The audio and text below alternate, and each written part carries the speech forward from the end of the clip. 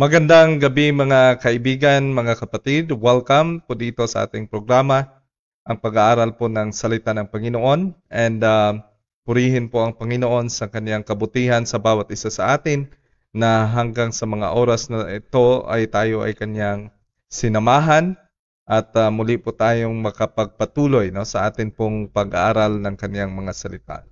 Mga kaibigan, mga kapatid, sana po ay nasa mabuti po kayong kalagayan at muli welcome po dito sa ating programa. Bago po tayo magpapatuloy mga kaibigan, mga kapatid sa atin pong pag-aaral ngayong gabi, nais ko pong anyayahan kayo sa isa pong panalangin. Ama po namin na nasa langit, marami pong salamat Panginoon sa iyo pong biyaya na ipinagkaloob po sa amin. Maraming salamat po sa iyong pagmamahal at sa iyo pong habag sa bawat isa na kami po ay inyong iningatan hanggang sa mga oras na ito na kami po ay muling makapagpasalamat at muli pong mag-aaral ng iyong mga salita. Samahan niyo po kami Panginoon sa pamamagitan po ng iyong banal na Espiritu na magbigyan po kami ng karunungan namin pong maintindihan ang iyong mga salita. Panginoon, wala po kami magagawa sa aming sarili kaya kami po ay humihingi ng tulong po sa inyo at umaasa sa iyong gabay sa bawat isa sa amin. Ito pong lahat, Panginoon, ay aming dinadalangin, inaasahan po naming matatanggap sa matamis na pangalan ni Jesus naming tagapagligtas. Amen. Muli mga kaibigan, mga kapatid, welcome dito po sa ating pag-aaral sa salita ng Panginoon at good evening sa atin pong kapatid, Sister Gliceria Rillermo and Brother Lim Desire. Marami pong salamat sa inyong pong pag-tune in sa ating programa ngayong gabi. Huwag niyo pong kalimutan mga kaibigan, mga kapatid na ma-share ang atin pong programa ngayong gabi upang ang atin pong mga kakilala, ating mga friends via Facebook ay sila po ay magkaroon din ng pagkakataon na ma-bless sa atin pong pag-aaral sa salita ng Panginoon. So mga kaibigan, mga kapatid, atin pong napag-usapan yung atin pong topic nung nakaraang episode patungkol sa second beast which represents the United States of America. Nakita po natin kung paano po nagsimula yung Amerika, ano po yung kanyang gagawin, ano po yung kanyang role in the prophecy. At nakita po natin na yung Amerika will be the last or will be the instrument. Ito po yung magiging instrumento. Ito po yung gagamitin ng kaaway upang mapasamba ang lahat nandito po sa sanlibutan. Mapasamba po doon sa first beast which represent the papal Rome. At atin pong naalala din that the papal Rome or the first beast, nakuha niya po yung kanyang kingdom, yung kanya pong seat, yung kanya pong power and authority. Ito po ay nakuha niya mula sa dragon. So in short mga kaibigan, mga kapatid, that the beast or the papacy centered their services or yung kanila pong pagsasamba, yung kanila pong sinasamba ay hindi po ang Panginoong Diyos, kundi they are worshiping the dragon, and it is the dragon who give them this power and authority. At nakita din po natin that it is the America that will lead all the nations, will impose laws. Ito po yung magpapatupad ng batas kung saan pipilitin po ang lahat ng mga tao na sasamba sa papacy or magpapasako po nito. Kaya po mga kaibigan, mga kapatid, sa gabi pong ito ay atin pong pag-aaralan yung simula po. We will look at the history of America. Hindi talaga yung thank you, Nak, na hindi talaga yung kabuuhan ng history ng America because that is very, very broad mga kaibigan.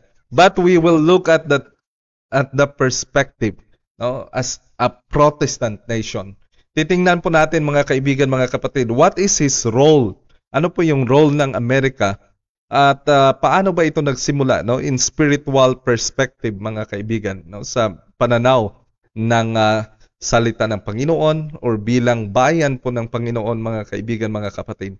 Titingnan po natin, no? Kung paano po na nabigyan ito ng pagkakataon ng Panginoon na siyang maghari din dito sa sanlibutan.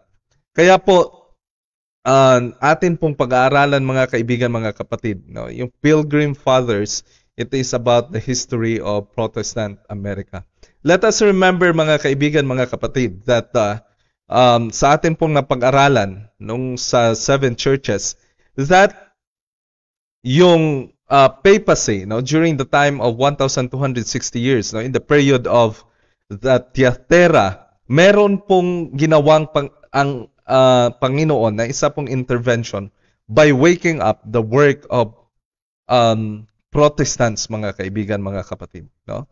So pinukaw niya po yung damdamin ng mga tao na naghanap ng katotohanan, yung naghangad po ng katotohanan, and these people were called reformers, no? Nakita po natin doon po sa period ng Sardes, mga kaibigan, mga kapatid, na sila po ay gumawa, no, ng mga pagbabago, especially, no, yung pagsusulong sa pagkakaroon po ng translation ng Bible into native tongue ng mga tao, no, na i-translate po ito ayon sa salita po ng mga tao upang kanila pong mabasa, kanila pong maintindihan ang katotohanan na nakapaloob po doon. At nakita po natin that this effort of the Protestant, no, later on they were called Protestant, especially during the time of the protest of princes in Germany, mga kaibigan, mga kapatid, na sila po ay pinangalanan na Protestant. At ngayon, no, kilala po bilang Protestant body. No? Although na napakarami na pong sekta sa ating pong panahon ngayon, but we have these Protestants, no? Ibig sabihin, nagprotesta po sila laban sa papacy. Yun po, mga kaibigan, mga kapatid. Although mayroong iba't ibang tinatawag na pagsisimula, no, yung mga groups outside of the Roman Catholic Church, mga kaibigan, mga kapatid, later, no, especially during the beginning, no, of the Reformation, mga kaibigan, yung lahat po, no, under the Protestant bodies, those who have protested against the Roman Catholic Church, against the papacy, mga kaibigan, they fall or they are within the group of Protestants, mga kaibigan. At ito pong mga Protestant, mga kaibigan, they have established themselves now in the United States of America and have become a power, no, a powerful nation. Nasa ngayon po, sa ating kapanahunan ngayon, ito po yung malakas na bansa, mga kaibigan, mga kapatid, no? Other nations were intimidated, no? Ano po sila? Alanganin po sila na makipaglaban sa Amerika, and we can see also the power of America, mga kaibigan, sa atin pong kapanahunan ngayon, kung paano po sila kalakas, no, in terms of economy, in terms of other aspects, mga kaibigan, mga kapatid, that when America speaks, no, pag ang Amerika po ang nagsalita at ang Amerika po ang kumilos, we can see how the response of the other nations, mga kaibigan. Kaya po titingnan po natin, no, kung paano ba ito nagsimula, mga kaibigan. And we will be studying about the Pilgrim Fathers, no. It is about the Americans, mga kaibigan. So, ayon po dito, no, sa isa pong book na sinulat po ni George Bancroft, History of United States of America, Part 1, Chapter 12, Paragraph 6, sabi po dito, at the opening of 17th century, the monarch who had just ascended the throne of England declared his determination to make up Puritans, to conform, hurry them out of the land, or else worse. So ito po, mga kaibigan, mga kapatid, no, during the time of the ascendancy, no, yung pag-upo ng bago pong monarch, no, bago po na naghahari po dito sa England, mga kaibigan, mga kapatid. They have decided or they are determined, no, talagang gusto po nila na lahat po ng mga Puritans, no, yung tinatawag po ng mga Protestants, no, who wants to have pure doctrines, mga kaibigan, mga kapatid, gusto po nila na ito ay pilitin na mag-conform, na magpasailalim, sumunod po sa kanilang kagustuhan, or else, no, they will face worse. Sabi po dito, no, sa kay J.G. Patry, History of the New England, chapter 3, paragraph 43, sabi po dito, hunted, persecuted, and imprisoned, they could discern in the future no promise of the better days, and many yielded to the conviction that for such as would serve God according to the dictates of their conscience, England was ceasing forever to be a habitable place. So yung mga Protestants po, mga kaibigan, no, that were called and were known as the Puritans, mga kaibigan, na nakabase po sila sa England, sila po, no, ay naka-realize that during this time, yung England ceased to be a habitant, no? Or hindi na po kaaya-aya na pamumuhayan, no, ng mga naniniwala sa katotohanan, mga kaibigan, mga kapatid. So ang ginawa po nila, sabi po dito, some at last determined to seek refuge in Holland. Yung iba po ay pumunta po sa Holland.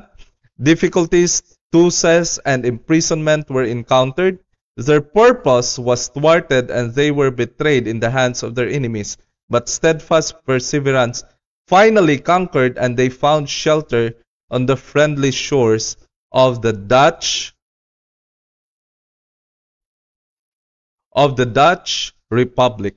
So nakita po natin dito, mga kaibigan, no? Sila po ay inusig, they were betrayed, sila po ay trinaidor, at yung kanila pong mga purposes ay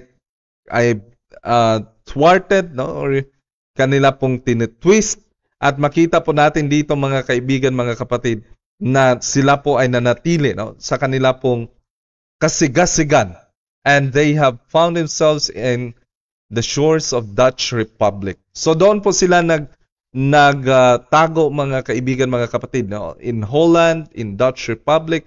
Ibig sabihin po, mga kapatid, mga kaibigan, umalis po sila mula sa England, napunta po sila sa iba't ibang lugar just for themselves, no, to find this freedom, no? Sabi po dito kay Bancroft, no? Part 1, chapter 12, paragraph 15, they knew they were pilgrims and looked not much on those things, but lifted up their eyes to heaven, their dearest country, and quieted their spirits. So makita po natin dito, mga kaibigan, na sila po ay na-realize po nila, kanila pong inisip na hindi po sila, no, hindi po sila taga rito po sa sanlibutan. They were just pilgrims on this earth, mga kaibigan, mga kapatid. So sabi po dito sa aklat po ni J. Brown, The Pilgrim Fathers, page 74, sabi po dito, when first constrained to separate from the English Church, the Puritans had joined themselves together by a solemn covenant as the Lord's free people, to walk together in all His ways, made known or to be made known to them. So ito po, mga kaibigan, mga kapatid, no, na sila po ay nag-separate sa kanilang sarili mula po sa English Church. At ito pong Puritan, sila po ay nagkaisa, mga kaibigan, mga kapatid. And they have this solemn covenant, no? Meron po silang panata, meron po silang sinumpaan, mga kaibigan, mga kapatid, no? This solemn covenant na sinabi po nila that they will walk in all His ways, made known or to be made known to them. Ibig sabihin po, mga kaibigan, mga kapatid, sila po ay nanumpa na sila po ay lalakad sang-ayon sa daan na pinakita na po sa kanila at yung ipapakita po sa kanila, no? So sabi po dito, here was the true spirit of reform. the vital principle of Protestantism. It was with this purpose that the pilgrims departed from Holland to find home in the New World. John Robinson, their pastor, was providentially prevented from accompanying them in his farewell address to the exiles, said. So, this is the very spirit, no? This is the true spirit of reform, mga kaibigan, mga kapatid. The vital principle of Protestantism. No, ito talaga yung pinaka principle at pinaka true spirit of reform, mga kaibigan, mga kapatid.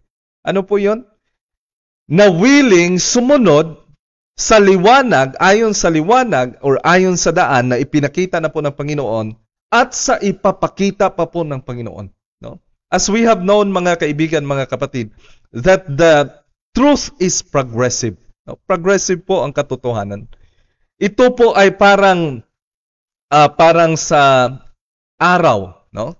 Na yung pagsilat po ng araw, hindi po ito agad-agad na nagiging tanghali, no? Hindi po, magsisimula po ito sa paunti-unti, no? Na talagang hanggang dumating po yung time na dumating yung alas 12 or yung tanghali po na talagang napakasinag na po ng araw hanggang papunta na naman sa gabi, mga kaibigan, mga kapatid. Ibig sabihin po, no, that the light of heaven or yung light po ng katotohanan ay unti-unti po itong ihahayag po ng Panginoon. No? This is the very principle of Protestantism. Ibig sabihin po, in short, mga kaibigan, mga kapatid, na ang tunay na espiritu po ng reformasyon at ang tunay po na prinsipyo ng Protestantism ay hindi po titigil sa liwanag na kanya na pong natanggap. Hindi po titigil. Patuloy po, no? Patuloy po na mag-progress hanggang sa ihahayag ng Panginoon, no? Ibig sabihin po, mga kaibigan, mga kapatid, na atin pong ihahanda, nandyan po yung ating espiritu na willing po tayong tanggap sa katotohanan na ihahayag po ng Panginoon. Kahit ang katotohanan na ito ay hindi pa naihayag sa atin pong mga fathers or sa atin pong mga lolo, ay hindi po naihayag sa kanila. Ngunit naihayag na po sa ating panahon. At nakita po natin na ito po ay sang-ayon sa salita ng Panginoon. Ang true spirit of reform and the true principle of Protestantism, mga kaibigan, mga kapatid, handa po tayo na tumanggap sa unlocking or revelation of the truth, no, in our own time, mga kaibigan, mga kapatid. So ito po yung sinabi ni John Robinson, mga kaibigan, mga kapatid. Titingnan po natin yung kanya pong bilin, no, sa kanya pong mga kasamahan na mga Puritans. Sabi po dito, "Brethren, we are now ere long to part asunder." No, sa hindi tatagal, sila na po ay magkakahiwalay. "And the Lord knoweth whither I shall live, ever to see your faces more. But whether the Lord hath appointed it or not, I charge you before God and His blessed angels to follow me no farther than I have followed Christ." No? Ito po yung bilin ni John Robinson, mga kaibigan, mga kapatid, na sila po ay lalakad, no, sa sang-ayon sa kalooban ng Panginoon at kailangan po nilang manumpa, mga kaibigan. I charge you before God and His blessed angels to follow me no farther than I have followed Christ. If God should reveal anything to you by any other instrument of His, be as ready to receive it as ever you were to receive any truth from my ministry. For I am very confident the Lord hath more truth and light yet to break forth out of His holy word. So ito po yung panumpa, mga kaibigan, mga kapatid. Ito po yung pinaalala ni John Robinson, mga kaibigan. Ito po yung chinarge ni John Robinson sa kanya pong mga kasamahan na Puritans. na umalis po mula po sa England, mga kaibigan. Na kung meron mang ihahayag ang Panginoon sa kanila, sa kahit anumang instrumento, mga kaibigan, na mula po sa Panginoon, na kanya po sa Panginoon, kailangan po nila, be as ready, kailangan po nilang maging handa sa pagtanggap nito, kagaya ng kanila pong pagtanggap sa ministry ni John Robinson. For I am confident, ito pong yung sabi ni John Robinson, na sigurado po siya na meron pang maraming katotohanan ang ihahayag ng Panginoon, and light yet to break forth from out of His holy word. Alam niyo po, mga kaibigan, mga kapatid, yung katotohanan po ng Biblia, hindi po agad-agad na inihayag ng Panginoon sa isa pong pagkakataon. We have this present truth, yung presente po na katotohanan, mga kaibigan, mga kapatid. But iba't iba po ito, in the different periods of time. For example, doon po sa time nila Noah, yung present truth po sa kanila, kailangan po nilang pumasok po sa arka. So yun po yung present truth nila, mga kaibigan, mga kapatid. Meron din pong sa iba't ibang panahon na meron pong inihayag ang Panginoon sa kanila pong katotohanan, sang-ayon po sa circumstances, sang-ayon po sa sitwasyon na nandun po sila, mga kaibigan. Ganon din po sa atin pong kapanahunan, mga kaibigan, mga kapatid, na pinaalala din po ni John Robinson na kailangan po nilang maging handa na tumanggap ng katotohanan. Alam niyo po, mga kaibigan, mga kapatid, pag tayo po ay nanatili at meron pong espiritu or meron po tayong paniniwala that there is no more truth, mga kaibigan, that is not the true Protestantism. Hindi po yan totoong espiritu ng reformasyon. Hindi po yan totoong espiritu ng Protestantism. Because the true principle of Protestantism and the true spirit of reform ay naniniwala po, mga kaibigan, na may ihahayag pa ang Panginoon sa kanyang katotohanan as the time goes by, mga kaibigan, mga kapatid. Ibig po sabihin na sa ating panahon ngayon, kahit tayo po ay nag-aaral sa ngayon, hindi po ibig sabihin na hanggang dito na lang po. Hanggang dito na lang po yung ating pinag-aralan, ito na yun. Hanggang dito lang. Meron pa pong ihahayag ang Panginoon, mga kaibigan. Meron pa pong mga prophecies na hindi pa po nangyari. Hindi pa po nagaganap sa ating kapanahunan, and we are waiting for its fulfillment, mga kaibigan, mga kapatid. So that's why we have to maintain and we have to remember, mga kaibigan, mga kapatid, the true spirit of reform. So sabi po dito ni Daniel, History of the Puritans, Volume 1, page 269, sabi po dito, "For my part, I cannot sufficiently bewail for the condition of the Reformed churches who are come to a period of religion and will go at present no farther than the instruments of the Reformation. The Lutherans cannot be drawn to go beyond what Luther saw. The Calvinists, you see, stick fast where they left by the great man of God, who yet saw not all things.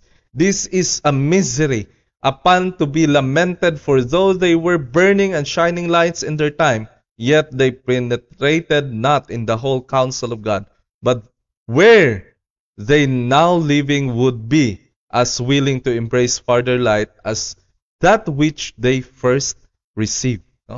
Alam niyo, mga kaibigan, mga kapatid, ito po yung nakakalungkot sa ating kapanahunan ngayon. Kagaya po kahit sa panahon po ni John Robinson. Kagaya po ng binigay po niya na example na yung mga Lutherans, for example, yung mga Lutherans, ayaw na po nilang tumanggap ng katotohanan na labas sa na sabi po sa kanila ni Luther. Yung mga Calvinist, ayaw na po nilang magpatuloy ng pag-aaral, mga kaibigan, mga kapatid. Nanatili po sila sa pagturo ni John Calvin. So makikita po natin, mga kaibigan, meron pong mga tao ngayon na sinasabi na, naku, ayaw ko na ng katotohanan. Ayaw ko na ng dagdag. Sapat na itong nasa akin. Sapat na ito. Wala nang maidagdag dito.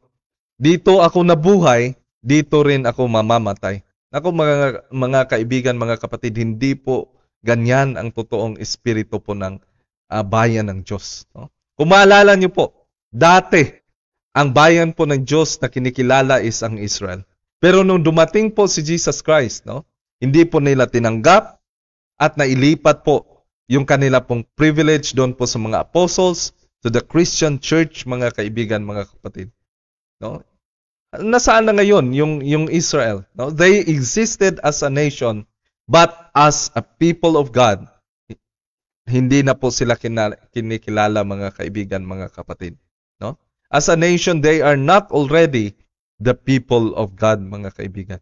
Because the message was already spread. No? Ito po ay naipakalat na po sa buong mundo, and we have known, no, that it is the Christian church. Nakita po din po natin that the Christian church was overrun, at ito po ay napasok ng paganism. At nakita po natin na ito po ay tumalikod sa katotohanan, naging papacy, naging papal system, mga kaibigan, mga kapatid. Kaya pinatayo ng Panginoon ng Protestants. Ngayon, we have the Protestants. Meron na itong mga tao na lumabas na po mula po sa papacy. But that does not mean, mga kaibigan, mga kapatid, na titigil po tayo sa pag-aaral ng salita ng Panginoon. No? Kaya po, it is the principle, no, of the Protestantism and the true Reformation, no, na magpatuloy, mga kaibigan, mga kapatid. Kasi, for example, dito sa atin pong binasa, si Luther, hindi po lahat naintindihan ni Luther, mga kaibigan. Si Calvin, hindi niya po lahat naintindihan. No? Although na sila po ay ginamit po ng Panginoon sa kanila pong kapanahunan, pero hindi po ibig sabihin na lahat-lahat ay kanila na pong naintindihan, mga kaibigan. No? Because the truth is progressive. Progressive po yan, mga kaibigan, mga kapatid. No? So, titingnan po natin, mga kaibigan, yung sulat po dito. No? Ayon po sa kay Martin, volume 5, page 70 to 71. Remember your church covenant. No? Tandaan nyo yung inyong panunumpa, no? Your church covenant, in which you have gathered, in which you have agreed to walk in all the ways of the Lord, made or to be made known unto you. Remember your promise and covenant with God and with one another, to receive whatever light and truth shall be made known to you from his written word. But with all, take heed, I beseech you, what you receive for truth, and compare it and weigh it with other scriptures of truth, because before you accept it. For it is not possible the Christian world should come so lately out of suck, thick anti-Christian darkness, and the full perfection of knowledge should break forth at once. So ito po, mga kaibigan, mga kapatid, na kailangan po na tandaan, no, ng mga Puritans yung kanilang covenant, no, sa Panginoon, that they will walk in all the ways of the Lord, made or to be made known, mga kaibigan, mga kapatid. Tandaan niyo po, no? Kita niyo po sa atin pong kapanahunan ngayon. We have the Israelites. Ayaw po nilang tanggapin ang mensahe na si Jesus Christ ay dumating na, ang Messiah ay dumating na. Kaya nanatili po sila, mga kaibigan, mga kapatid, hanggang sa ngayon, nanatili po sila sa pag-aantay ng Messiah. No? Patuloy po silang yumuyuko, nagdarasal doon sa tinatawag na Wailing Wall ng Jerusalem, mga kaibigan. Patuloy po silang naniningil sa Panginoon na kailan pa ba ipapadala yung Messiah.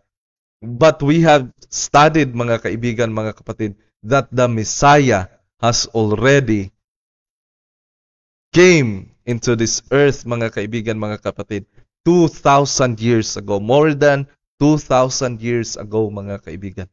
No? Kaya po, Nakakatakot po mga kaibigan kung manatili po tayo na stagnant sa atin pong inaakala na yun lang ang katotohanan. We have to study the scriptures again and again and again mga kaibigan, mga kapatid, because the Lord will open the light, no, in progressive, no, form mga kaibigan. So ibig sabihin patuloy po ito. Unti-unti po itong inihahayag ng Panginoon ang katotohanan.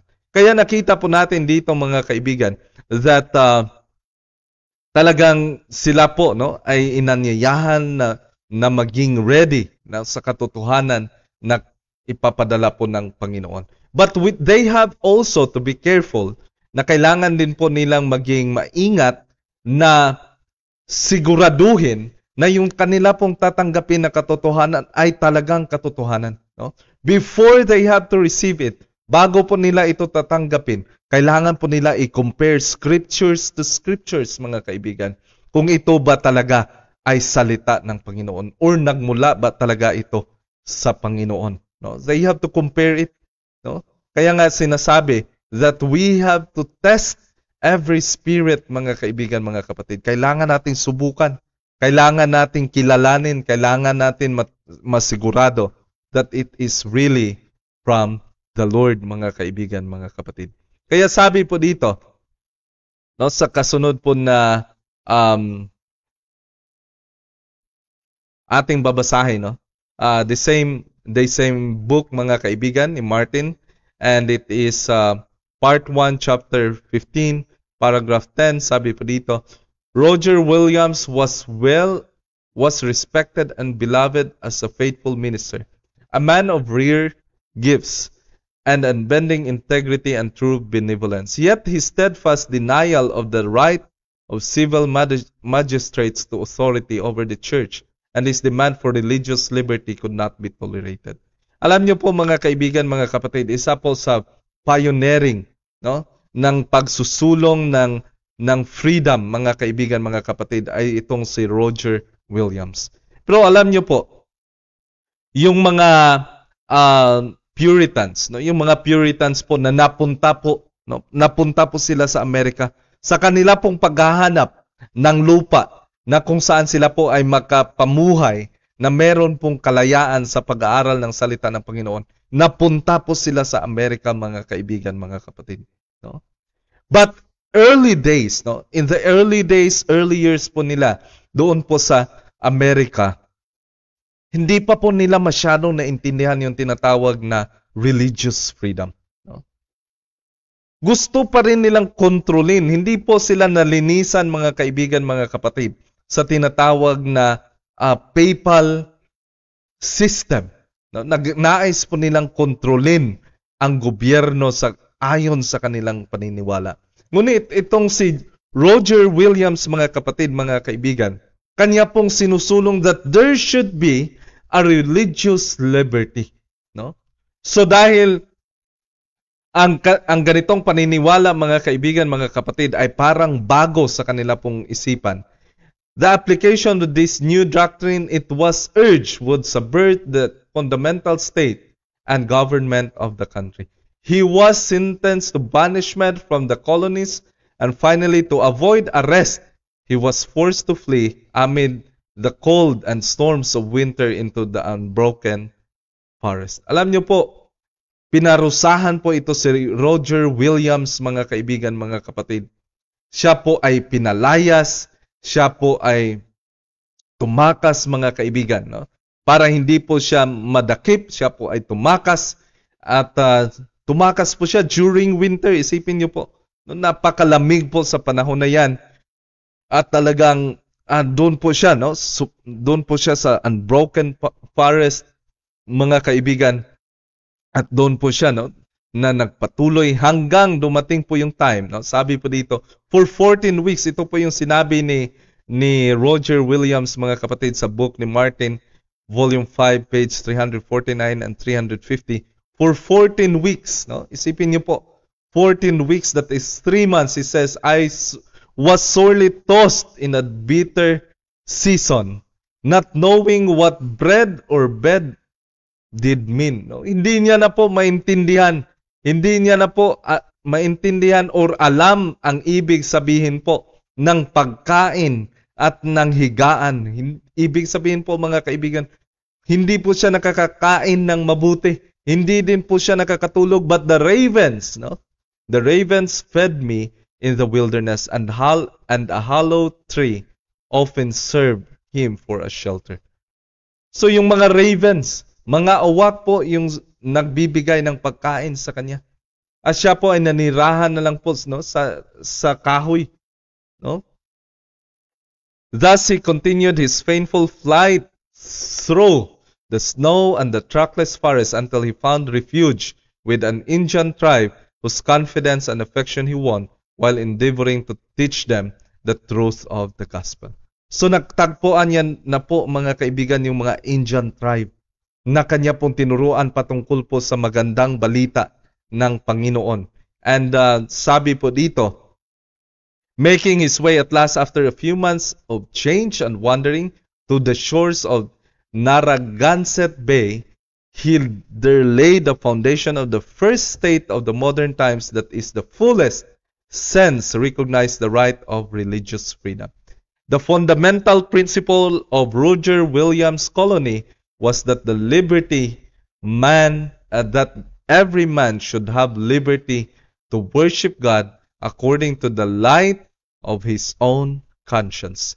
No? So ito po yung pinaka-foundation ng religious liberty, mga kaibigan, mga kapatid, in the United States of America. Na ang lahat po, no? Ang bawat tao po ay magkakaroon ng kalayaan na sambahin ang Diyos sang-ayon sa liwanag ng kanyang konsensya. His little state, Rhode Island, became the asylum of the oppressed, and it increased and prospered until the foundation principles, civil and religious liberty, became the cornerstone of American Republic. Alam niyo po mga kaibigan, mga kapatid, no? After the persecution, after po sa paghihigpit ng papacy, pumasok po itong malakas, no, na power ng Amerika. Na kung sa papacy po ay pinagsama ang religious and liberty na isa lang po yung nagahari, which is the Pope, mga kaibigan, mga kapatid. Dito po sa Amerika, hiniwalay po, no? Hiniwalay po ang religious and civil government, mga kaibigan, mga kapatid. Magkakaroon po ng kalayaan, no? Ang religious hindi makikialam sa civil government, ang civil government hindi din makikialam sa religious aspect. Ito din ay ating nai-adapt dito po sa Pilipinas, mga kaibigan, mga kapatid. Na ibig sabihin po, hindi po kagaya sa panahon po ng mga Espanyol na kung ano po yung relihiyon ng mga Espanyol, yun din po ang kailangan sundin ng mga tao. Kailangan nilang sumunod sa mga praile. Hindi po ganon, mga kaibigan, mga kapatid, no? So this is the very foundation of the Protestantism, mga kaibigan. Ito din ang sikreto ng lakas ng Amerika, mga kaibigan, mga kapatid, because they are the ones who granted this religious liberty, mga kaibigan. Na ibig sabihin po, hindi po magkakaroon ng parusa with matters of faith, mga kaibigan, mga kapatid. Na hindi po ibig sabihin, hindi po kagaya, no? Ibig sabihin po, hindi po kagaya sa panahon po ng papacy na kung ano po yung kanilang religion, yun po ang kanilang ipipilit, mga kaibigan, mga kapatid. So yun po yung very foundation of American Republic, mga kaibigan, mga kapatid. So sabi po dito, in the grand old document which our forefathers set forth as the Bill of Rights, the Declaration of Independence, they declared, we hold these truths to be self-evident that all men were created equal and that they are endowed by their Creator with certain unalienable rights, that among these are life, liberty, and pursuit of happiness. And the Constitution guarantees in the most explicit terms the inviolability of conscience. No religious test shall ever be required as qualification to any office or public trust under the United States. Congress shall make no law respecting an establishment of religion or prohibiting the free exercise thereof. Alam niyo po mga kaibigan, mga kapatid, itong sikreto ng lakas ng Amerika mga kaibigan ay unti-unti po itong nawawala. I can also testify dito po sa Philippines in my own experience. Nung nag-apply po ako ng school mga kaibigan, mga kapatid, nung nalaman po nila yung religion ko, although na ako po ay naisama doon sa ranking, yung malapit po na school na sana doon po ako, hindi po ako tinanggap because of my religion. Hindi po ako tinanggap. But this should not be, because we are under the religious freedom mga kaibigan, we have adopted our constitution doon po sa Amerika. Ibig sabihin, no religious test. Makikita po natin ngayon sa atin pong kapanahunan that when you have this religion, you will be deprived. Ikaw po ay ma-deprive ng mga opportunities na binibigay sa iba po mga kaibigan, mga kapatid. There is a little bit discrimination na ginagawa po sa atin pong sanlibutan. But of course, mga kaibigan, mga kapatid, ito po ay magaganap sang-ayon po sa hula, na talagang magkakaroon po ng paghihigpit, mga kaibigan, mga kapatid.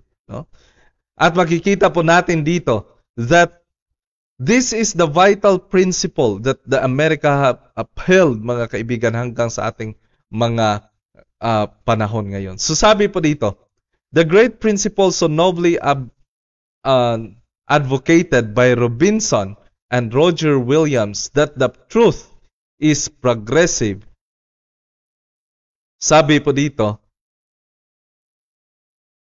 that Christians should stand ready to accept all the light which may shine from God's holy word was lost sight by their descendants. Alam niyo po na mga kaibigan, mga kapatid, ito po yung nakakalungkot.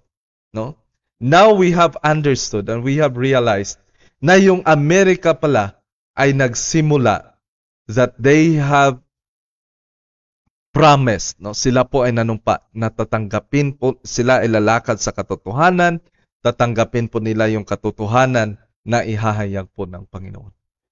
Pero nakakalungkot po mga kaibigan, mga kapatid, na yung mga modern na mga Americans, they are not already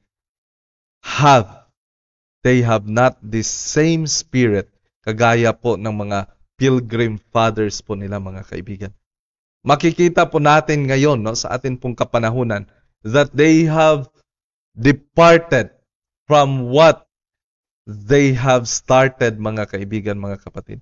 Nawala po sa kanilang isipan kung paano nagsimula ang Amerika, mga kaibigan. The Protestant churches of America and those of Europe as well. Sabi po dito, so highly favored in receiving the blessings of Reformation failed to press forward in the path of reform. Though a few faithful men arose from time to time to proclaim new truth and expose long-cherished error, the majority, like the Jews in Christ's days or like the papists in the time of Luther, were content to believe as their fathers and have believed and to live as they live. So ganito din po ang nangyayari ngayon sa Amerika, mga kaibigan, mga kapatid. Na hindi lang po sa Amerika but also in Europe, na doon po umusbong ang napakarami pong reformation, mga kaibigan, mga kapatid. Ngunit nabigo po sila na mag-move forward. They were contented. Naging kontento lang po sila, mga kaibigan, mga kapatid, sa kanila pong natanggap nung una. Hindi po sila nagpatuloy. They have not pressed forward, mga kaibigan.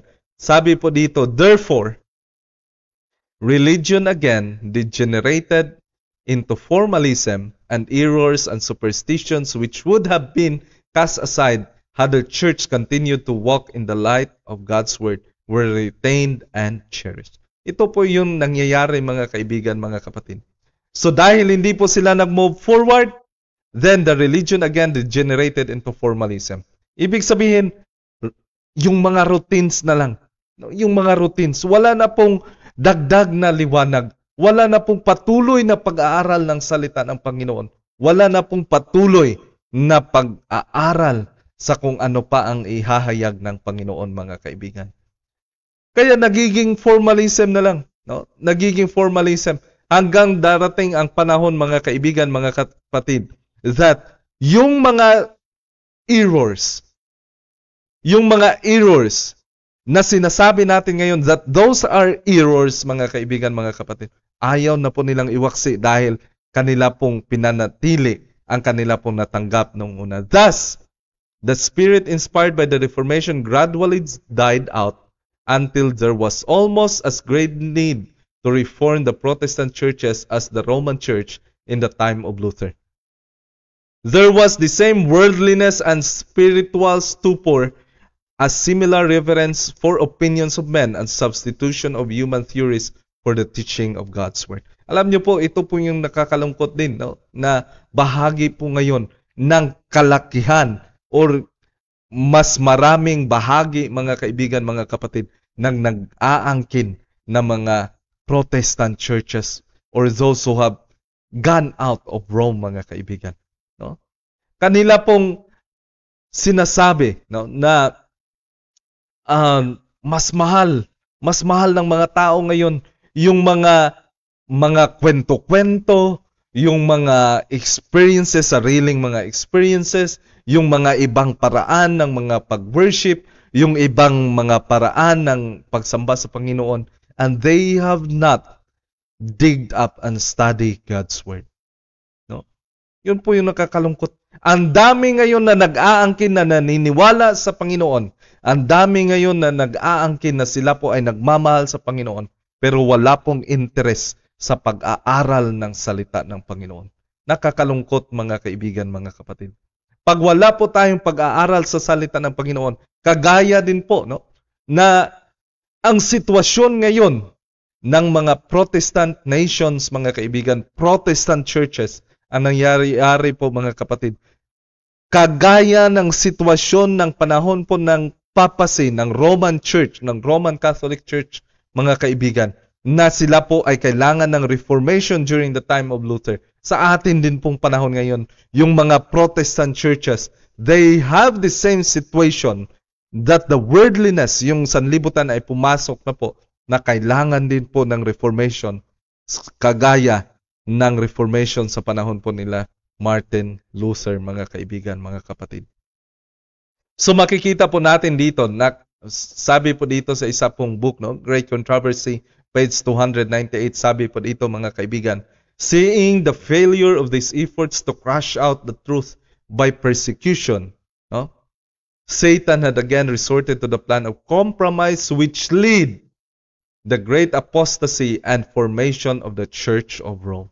Alam niyo, mga kaibigan, nung na-realize po, no, sabi po dito, nung na-realize po ni Satan na hindi po umubra yung kanya pong pag-uusig, kanya pong ginaya yung kanya pong effort sa ginawa niya na nag-guide, no, na buo po yung tinatawag na Roman Catholic Church or the Church of Rome, mga kaibigan.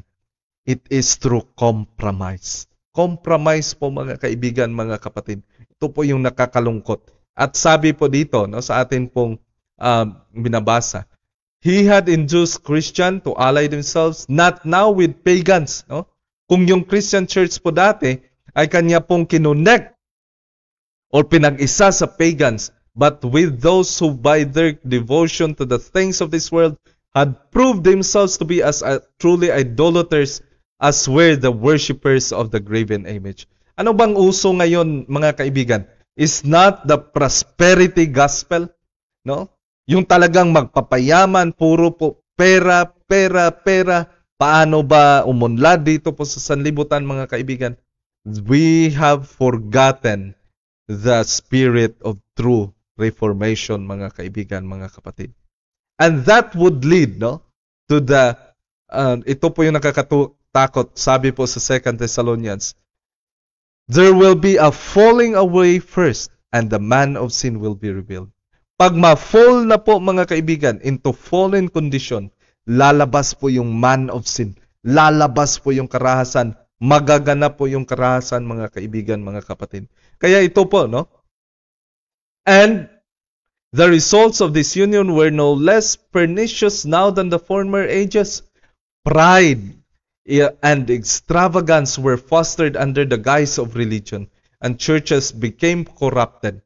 Satan continued to pervert the doctrines of the Bible and traditions that were to ruin when taking deep root.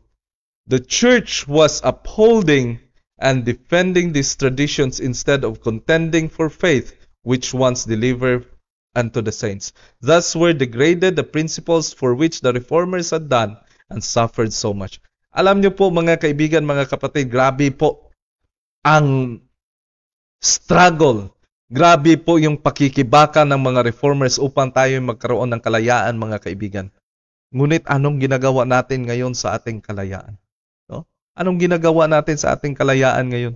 Pinababayaan natin na yung ating paniniwala, yung ating pagtanggap sa katotohanan ay hanggang sa bibig na lamang.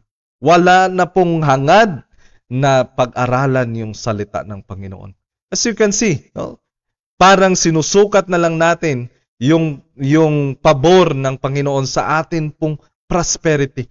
Ito, maganda yung sitwasyon ko, maganda yung pamumuhay ko, nandito yung pera, nandyan yung pride, nandyan yung extravagance, at wala na po tayong relationship sa Panginoon.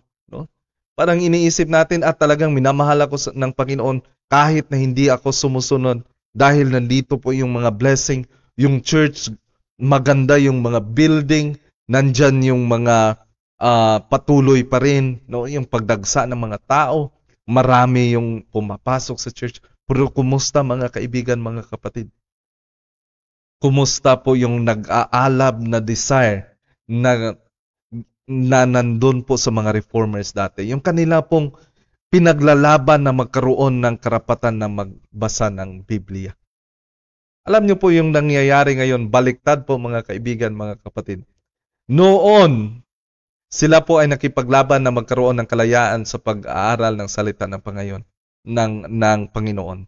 Sa atin pong kapanahunan ngayon, meron na po tayong kalayaan, pero nawala po yung pag-aalab ng puso na mag-aaral ng salita ng Panginoon. No? Kaya po mga kaibigan, mga kapatid, sana po ay hindi po natin ito makalimutan na karanasan po, no? Kung paano po naipundar ang Amerika. No? Darating po yung time mga kaibigan dahil po sa kadahilanan nito. As you can see, no? Kung ma-search nyo po, one of the cities in United States, yung Philadelphia, mga kaibigan, mga kapatid, tinatawag po na zombie city. Yung mga tao doon ay nalulong po sa droga. No? Isipin niyo po, kahit dito po sa atin ngayon sa Pilipinas, no, ang dami pong krimen na nangyayari. Anong dahilan? Anong dahilan? Because we failed to press forward in the true spirit of reform, mga kaibigan. No? Meron ngayon na magsasabi, kagaya ng ating sinishare ngayon, no? Ano bang opinion ng mga tao ngayon? Na siguro nasisiraan na tayo ng bait, na yung atin po sinishare ay hindi po totoo. You can trace up the history, mga kaibigan, mga kapatid. You can trace up God's word. You can trace up the prophecy and see for yourselves, no? Tingnan nyo po sa inyong sarili kung totoo ba itong salita ng Panginoon. You can see that, mga kaibigan, mga kapatid. Kaya po, wag nating kalimutan that it is the very spirit of Reformation and the true principle of Protestantism, mga kaibigan, na handa po tayong lumakad sa katotohanan at handa po tayong tumanggap sa hahayag ng Panginoon na katotohanan. Maraming salamat po mga kaibigan, mga kapatid, sa inyong pong pagsama sa ating pag-aaral sa salita ng Panginoon. Bago po tayo magtatapos, nais ko po kayong anyayahan sa isa pong panalangin. Ama po namin na nasa langit, marami pong salamat sa iyo pong biyaya na nagkaloob po sa amin na hanggang sa mga oras na ito, kami po ay iyong sinamahan na mapag-aralan ang iyong mga salita, na ito po ay magsisilbi na paalala po sa amin sa totoong espiritu ng Reformation.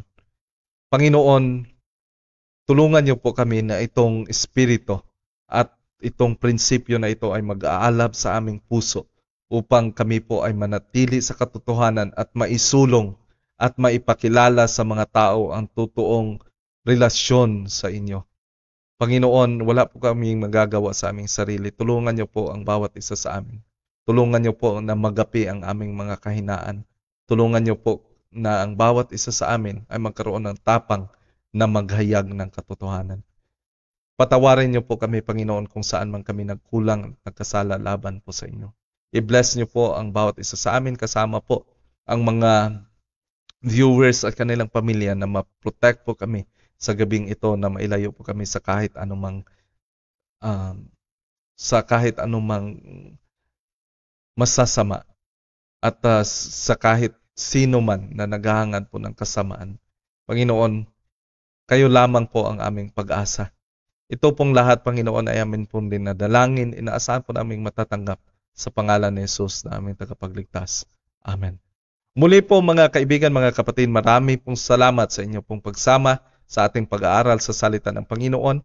At nais ko pong batiin si Sister Gliceria Rillermo, Brother Lim Desire, at ganun din po sa aking mahal na biyanan, Elma Roa Ortega, ganun din po sa aking kapatid, Jericho Wanse, at kay Sister Adila Pulig, sa aking mahal na ina, Julie Gustilo Wanse, Brother Julian Jr. Gan, at ganoon din po kay Brother Jimmy Suganob, kay Ma'am Rosel Numananap, kay Ma'am Rosabilia Idumbingo, kay Brother Alden Roa Ortega, ganoon din po kay Sister Journaline Ripdos Ondoy, at ganoon din po kay Sister Shera Jane Relioso, Brother Joel Granito, Sister Millie Bacayo, sa akin pong mahal na asawa, Gladys Joy Wanse, at sa kay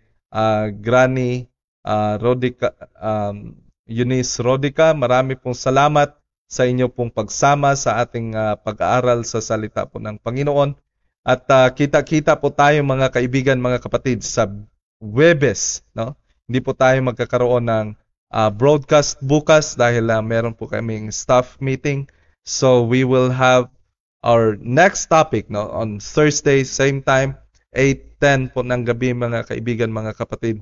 At atin pong indalangin sa Panginoon na wala pong mga aberya, at purihin po ang Panginoon sa kanya pong mga salita. Kita-kita po tayo sa susunod na pagkakataon. Good night everyone, and God bless us all. Amen.